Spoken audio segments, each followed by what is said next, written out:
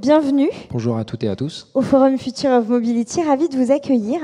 Alors j'ai demandé à tous les intervenants que j'ai eu le plaisir d'interviewer depuis ce matin de commencer par nous donner un petit peu le contexte autour de la ville de Biarritz. En l'occurrence, quels sont les enjeux et qu'est-ce qui porte les politiques de mobilité? Alors les enjeux, pour ceux qui ne connaissent pas Biarritz, c'est que c'est une ville côtière qui a l'avantage et le désavantage de quintupler en termes de population pendant l'été. Donc on est à 25 000 habitants, c'est une petite ville. Et on passe à entre 120 et 130 000 habitants au mois de juin, et juillet et août maintenant, vu que les ailes de saison s'étendent. Dans le côté, sur les enjeux de mobilité, c'est les problématiques et les solutions à trouver qui vont avec. À savoir, on a une gare qui est pas tout à fait au centre-ville et un aéroport qui est quand même très urbain. Et la connectivité jusqu'à présent était quasi nulle. Donc on est parti. Alors moi, je fais pas de politique. J'ai commencé mon mandat il y a 5 ans. J'avais pas prévu de faire ça dans ma vie. Mais comme quoi. Ça arrive. Toujours est-il que j'y suis et on est ah bah ça me rassure. Et voilà où on en est. Je sais pas si ça me rassure ou si voilà, mais bon bref. L'idée n'étant pas de faire carrière,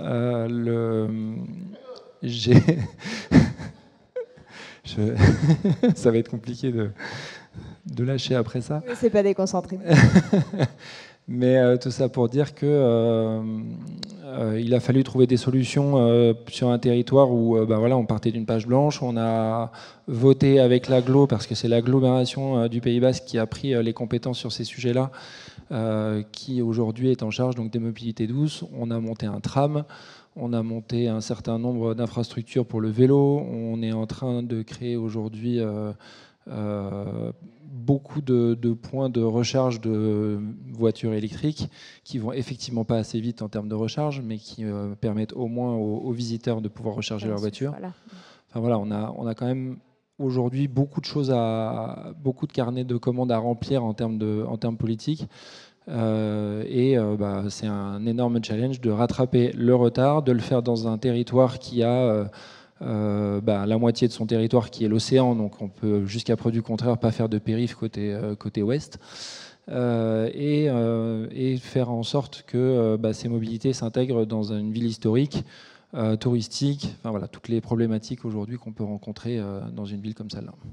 Et alors justement, donc face à cette forte saisonnalité, vous mentionniez cette gare qui n'est pas tout à fait centrale. Vous avez mis en place un projet de pôle multimodal autour de la gare. Est-ce que vous pouvez nous en dire un petit peu plus? Alors il y a 5 ans, donc quand on a pris le mandat, on a commencé à discuter avec la SNCF pour créer ce pôle multimodal qui a pour objectif de recréer toutes les stratégies du dernier kilomètre, d'avoir une gare de bus qui soit viable, les loueurs de voitures, les vélos électriques, un espace qui ne soit plus juste un parking en arrivée de gare, mais plutôt quelque chose qui soit destiné aux piétons et à l'arrivée, on va dire, dans un environnement plus apaisé en gare de Biarritz, parce qu'aujourd'hui, quand on sort de la gare, qui est somme toute assez jolie pour une gare, mais on arrive quand même sur un parking.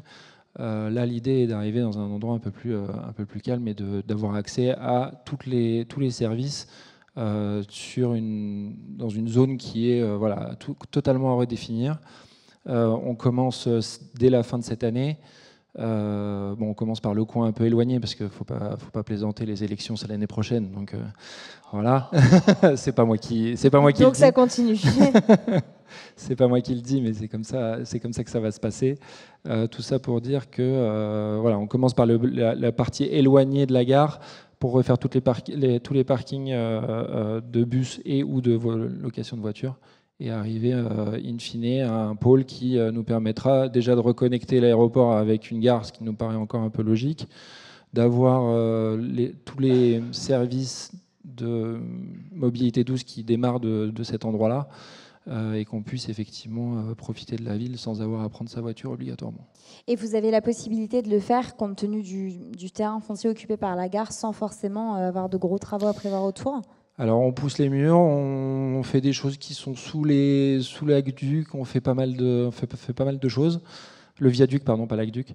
On fait pas mal de choses qui en fait utilisent des terrains qui de toute façon n'auraient pas pu être exploités, mais Biarritz étant une zone la plus urbanisée de tout le Pays Basque, bon alors c'est pas non plus incroyable, hein, on n'est pas à la Défense, mais c'est très compliqué d'avoir du terrain et du foncier. On a la chance sur cette zone-là d'avoir encore voilà, du foncier qui appartient à la mairie. Et des possibilités d'extension pour tout ce qui sera justement de la politique du dernier kilomètre qu'on pourra mettre justement à côté. Donc voilà, on a de la place, on pousse quand même un peu les murs et on essaye de faire quelque chose d'assez condensé pour pouvoir bénéficier d'autres endroits ensuite. Et vous êtes également référent, vous, du centre-ville, du quartier du centre-ville de Biarritz. Donc à ce titre, si on change un petit peu de coin de la ville, comment est-ce que, avec du coup des réalités qui sont spécifiques à ce quartier-là, vous appréhendez conjointement les enjeux de mobilité qu'il y a en cœur de ville et d'attractivité pour une zone qui est de fait très touristique ? C'est une bonne question. Je ne sais pas encore vraiment comment y répondre, dans le sens où ce quartier est un quartier historique. On est au milieu d'une zone géographique qui est donc vallonnée, avec des falaises, avec un vieux port de pêche, qui, somme toute très petit, mais qui est bien central. On a des plages en zone urbaine, on a un casino, un palais, un palace 5 étoiles, pardon. Voilà, toutes ces problématiques-là aujourd'hui sont à prendre en compte dans le quartier du centre-ville.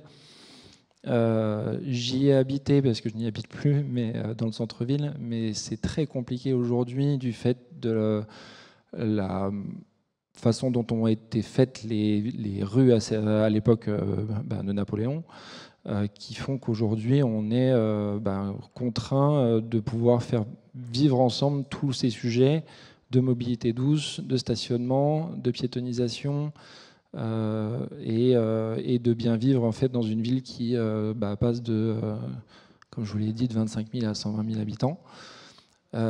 L'hiver, tout se passe bien, hein, je vous rassure, il n'y a pas trop de soucis sur la cohabitation. Et c'est très bien comme ça. L'été, c'est plus compliqué et voilà, il va falloir qu'on pousse un peu les murs, qu'on change les habitudes. La piétonisation qu'on a lancée il y a maintenant 3 ans permet aujourd'hui de changer les habitudes et la façon de consommer la ville.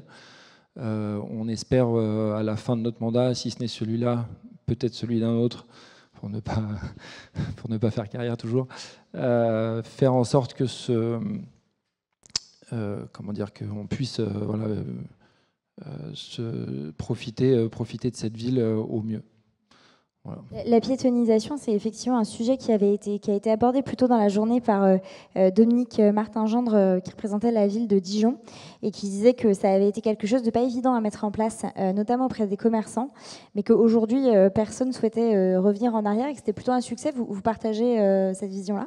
Alors nous, on n'en est qu'à la période, on va dire, de fin de test, parce qu'on a mis 3 ans à faire accepter l'idée, 2 mettre en place certaines façons de se déplacer dans la ville pour les voitures, mais de faire des tests de barrières, d'automatisation de ces barrières, de faire en sorte que les résidents puissent accéder quand même à leurs habitations. C'est un vrai défi à faire accepter et c'est un vrai défi. Alors les commerçants, ça n'a pas été le plus compliqué, même si certains sont obligatoirement toujours un peu réfractaires d'une manière ou d'une autre. Mais le changement d'habitude fait, comme vous le dites, qu'effectivement, je ne pense pas qu'on reviendra en arrière. On a refait en plus 2 rues de la ville qui sont aujourd'hui, je pense, une réussite dans la manière dont les gens peuvent évoluer dans ces rues, que ce soit les piétons, les vélos ou les voitures. Ça va être, je ne vois pas les gens revenir en arrière sur ces sujets-là. Et je pense que ce seraient les mêmes qui aujourd'hui diraient qu'ils ne voudraient pas revenir en arrière, alors qu'il y a 3 ans, ils étaient vent debout contre. Ils ont eu un bip pour arriver, ils se sentent un peu privilégiés, donc ça, tout va tout de suite beaucoup mieux. Ils savent qu'ils peuvent être chez eux sans trop de problématiques, bénéficier d'un endroit calme autour de chez eux, ne plus avoir les problèmes de voiture, ne plus avoir les problèmes de bruit qui sont inhérents à ça, même si effectivement avec les voitures électriques aujourd'hui, on est quand même en train de baisser en termes de volumétrie sonore. Il y a moins de scooters, il y a moins de... Voilà, c'est des choses qui s'apaisent, et l'apaisement dans une ville, je pense que c'est fondamental. dans le sens où, en plus, une ville balnéaire comme Biarritz, où tout le monde vient un petit peu pour le cadre de vie et la qualité de vie, voilà, c'est ça qu'on essaye d'atteindre. Pour revenir à la piétonisation, ça fait 3 ans, on s'est fixé comme objectif 10 ans pour faire la bascule. Il est possible que ce soit une prochaine mandature qui prenne le flambeau ou qui arrête ce projet. S'il l'arrête, je leur souhaite bonne chance. Mais voilà, l'idée est quand même bien implantée maintenant aujourd'hui. Ça va prendre du temps pour finaliser ce projet, tant en termes de réorganisation du territoire que d'après d'interconnectivité avec toutes les autres villes qui sont autour, puisque ça a un impact aujourd'hui sur le centre-ville, certes, mais les parkings qu'on a mis en extérieur de ville avec les navettes font qu'aujourd'hui, voilà, on est obligé après de les reconnecter avec les autres parkings qui vont soit à Anglet, soit à Arkang, soit à Bidart. Enfin voilà, vous connaissez peut-être pas toute la géographie qui est autour de Biarritz, mais on est aujourd'hui tous dans la même mouvance et tout le monde est en train, sur les villes côtières, de partir sur ces projets-là. Donc ça, c'est une bonne chose parce que en fait, tout le monde va dans le même sens en même temps. Et il est vrai que ça facilite grandement aujourd'hui l'acceptation de ce genre de projet. Il n'y a pas de couleur politique sur ces projets-là. Voilà, donc c'est plutôt une bonne chose et ça facilite grandement la mise en place. Ouais. J'en viens à ma dernière question et qui va faire le lien avec l'intervention d'après. Quel est, d'après vous, le rôle de l'innovation, des solutions technologiques pour transformer les mobilités et comment les collectivités locales, et en particulier côtières, littorales, peuvent y contribuer ? Alors, j'ai 2 casquettes. Donc, j'ai une casquette aussi où je suis directeur d'investissement pour un fonds qui est dédié à l'économie bleue. Donc, ça rejoint aussi ce que je fais pour la ville. Ouais, de toutes les villes côtières. La communauté d'agglomération Pays Basque aujourd'hui met en place pas mal de choses grâce à Bayonne sur les mobilités douces. Pourquoi Bayonne ? Parce qu'ils ont et le port, l'aéroport de Biarritz qui est quand même pas si loin. Et voilà, il y a tout un pôle qui est assez concentré.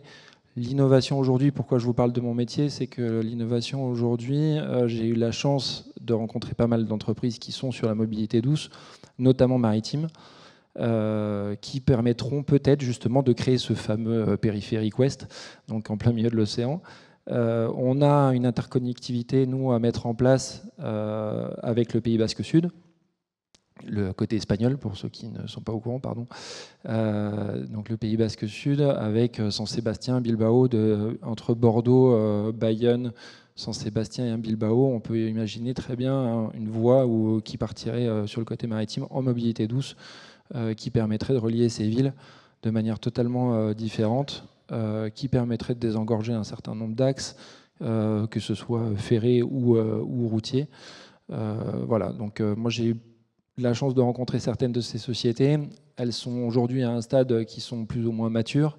La question est de savoir qui va pouvoir les accompagner. Une ville comme Biarritz, avec 25 000 habitants, je vous avoue qu'on est assez restreint. En revanche, une communauté d'agglomération comme le Pays Basque, qui a en plus la chance d'être connectée avec le Pays Basque Sud, côté espagnol, peut se permettre ou pourrait se permettre effectivement de porter ces projets-là. On a cette ambition, on essaye de les porter au niveau politique. Advienne que pourra ensuite, en termes financiers, vu que c'est le nerf de la guerre toujours, de voir si on peut, en tant que communauté d'agglomération ou en tant que région Pays Basque ou même interrégion avec l'Europe, pour pouvoir permettre ce genre de projet. C'est ce qui était partagé juste avant. Finalement, les solutions technologiques, c'est pas qu'elles n'existent pas, mais parfois elles cherchent un espace de déploiement pour pouvoir grandir. Le financement, c'est toujours le nerf de la guerre. Toujours. Merci beaucoup pour ce témoignage. Je pense qu'on peut vous applaudir.